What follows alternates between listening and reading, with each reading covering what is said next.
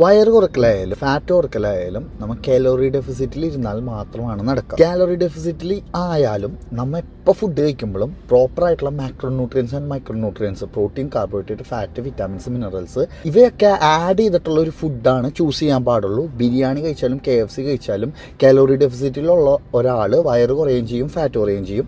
But ഈ food include ചെയ്തില്ലെങ്കിൽ നമുക്ക് ഡെഫിഷ്യൻസി വരാനുള്ള ചാൻസ് ഭയങ്കര കൂടുതലാണ്. ഇതെങ്ങനെ സിമ്പിളായിട്ട് ചെയ്യണം എന്നുള്ളത് ഞാൻ ഇപ്പോൾ പറഞ്ഞുതരാം. ഫസ്റ്റ് നമുക്ക് കണ്ടുപിടിക്കേണ്ടത് റെസ്റ്റിംഗ് മെറ്റബോളിസം ആണ്. റെസ്റ്റിംഗ് മെറ്റബോളിസം എന്ന് പറഞ്ഞാൽ വെറുതെ ഇരിക്കുമ്പോൾ നമ്മുടെ ബോഡിയിൽ നിന്ന് പോണ എനർജി, ഹാർട്ട് വർക്ക് ചെയ്യാനും ലങ്സ് വർക്ക് ചെയ്യാനും നമ്മുടെ ബോഡിയിലുള്ള ഏതൊരു സിസ്റ്റം വർക്ക് ചെയ്യാനും നമുക്കൊരു എനർജി വേണം.